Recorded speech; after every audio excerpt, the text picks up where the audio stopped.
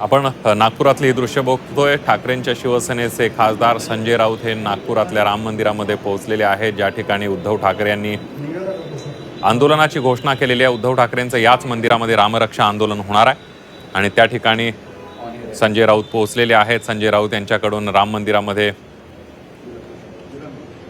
दर्शन घेतलेलं आहे. आता माध्यमांशी संजय राऊत काय बोलणार याकडे सुद्धा सगळ्यांचं लक्ष लागलेलं आहे.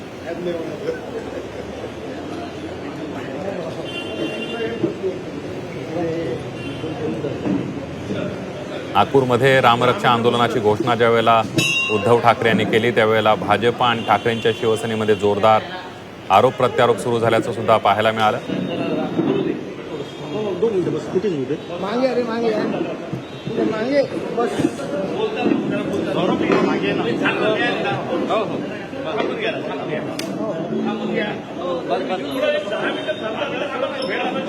थोड्याच वेळामध्ये संजय राऊत आता माध्यमांशी बोलतील.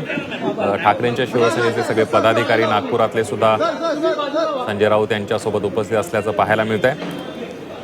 आणि रामरक्षा आंदोलनावरून उद्धव ठाकरे यांच्या वर संजय राऊत आणि उद्धव ठाकरे यांच्यावर मुख्यमंत्री असतील किंवा भाजप असेल, एकनाथ शिंदे यांनी सुद्धा जोरदार टीका केलेली होती.